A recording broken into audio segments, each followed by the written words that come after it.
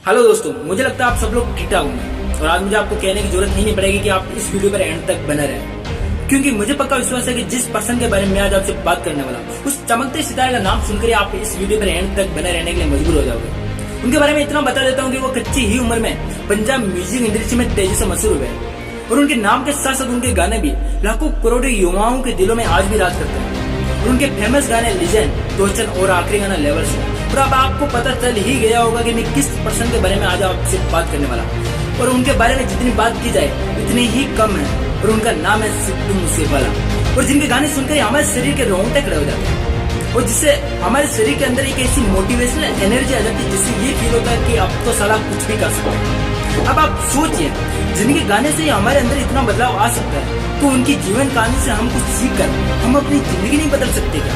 तो फिर आज मैं आपके सामने उनकी जीवन कहानी से कुछ ऐसे पल्लों को उठाकर आपके सामने रखूंगा जिनसे हम अपनी जिंदगी में भी बहुत कुछ सीख सकते हैं। क्योंकि सफल लोगों के बारे में तो हर किसी को पता रहता है, लेकिन उनके सफल होने के पीछे की स्ट्रगल स्टोरी कुछ ही लोगों को पता रहती है। तो फिर आज हम सभी लोग चलते हैं सिद्धू मूसेवाला की लाइफ स्ट्रगल स्टोरी की तरफ। इस स्टोरी में आपको यह पता चलेगा कि किस प्रकार सिद्धू मूसेवाले ने अपने जन्म से लेकर एक स्टार बनने तक का सफर तय किया और आज से तकरीबन 7 साल पहले यानी सन 2015 को ऐसा क्या हुआ था जिससे सिद्धू को गहरा धक्का पहुंचा और वो निकल पड़ा एक स्टार बनने की मंजिल के लिए। सिद्धू मूसेवाले, जिसका असल जिंदगी में नाम सुखदीप सिंह सिद्धू था, उनका जन्म आज से 28 साल पहले यानी सन 1993 को 11 जून को पंजाब राज्य में स्थित मानसा जिले के मुस्सा गांव में हुआ था। इनके पिता का नाम सरदार भोला सिंह और माता का नाम सरपंच चरण कौर सिद्धू है। ये फिलहाल मुस्सा गांव में बेतौर सरपंच भी अपनी सेवाएं दे रही है। वही अगर बात करें सिद्धू मूसेवाला की बचपन की, तो छोटी उम्र से सिद्धू को पढ़ाई लिखाई के साथ अभिनय और गाने गाने का शौक था। इन्होंने अपनी प्रारंभिक शिक्षा एसवीएम स्कूल मानसा से ही पूरी की थी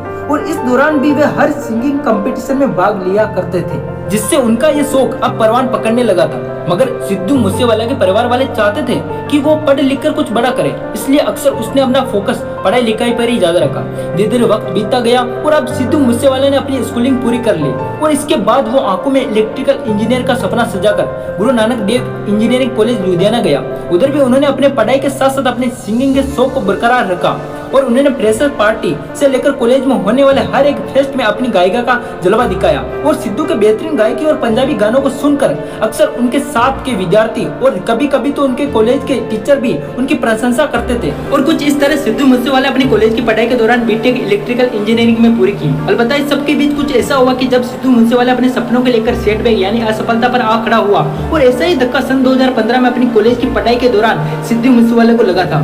बात दरअसल ये है कि अक्सर जब कभी सिद्धू गाना गाया करता था तो उनके मन में ये इच्छा थी कि एक दिन वो अपने गाने को किसी बढ़िया स्टूडियो में रिकॉर्ड करे और उस पर किसी अच्छी म्यूजिक कंपनी का लेबल लगे। और अपने इसी दिली इच्छा को पूरा करने के वास्ते सिद्धू कुछ बड़ा करने की ठान लेता है, जिसके लिए सबसे पहले वो कुछ नामी सॉन्ग राइटर्स यानी गाना लिखने वाले को अप्रोच करता है। कुछ तो सिद्धू के साथ काम करने के लिए साफ इनकार कर देते हैं, तो वही कुछ जानबूझकर ज्यादा पैसे की मांग करता है जो ऑब्वियसली सिद्धू मूसेवाला नहीं दे पाता और पूरी तौर पर उसका गाने गाना या स्टार बनने का सपना धूमिल सा नजर आता है। मगर अचानक एक दिन जब सिद्धू थक हार कर बैठ जाता है तो एक दिन उस सिद्धू मूसेवाले को पंजाबी म्यूजिक इंडस्ट्री के एक मशहूर गीतकार का फोन आता है और वो उन्हें कहता है, मैं तुम्हें अपना गीत देने के लिए बिल्कुल तैयार हूँ, तो कल ही मेरे गांव आकर लिरिक्स ले जाओ। ये बात सुनकर सिद्धू की खुशी का कोई ठिकाना न था। उस रात तो सिद्धू को नींद ही नहीं आई और आती भी कहां से। सिद्धू अपनी जिंदगी का एक सपना पूरा करने जा रहा था, एक स्टार बनने का सपना, और उसी सपने को आंखों में सजाए मूसेवाला कल अगले ही दिन गीतकार के घर पहुंच जाता है। और जैसे ही वो वहाँ पहुंचता है उसका कोई वहाँ अता पता ही नहीं होता है, असल में तो वो वहाँ होता ही नहीं। इसके जवाब में जैसे ही सिद्धू इस गीतकार को फोन करता है तो उसे जवाब मिलता है कि तुम कल आना।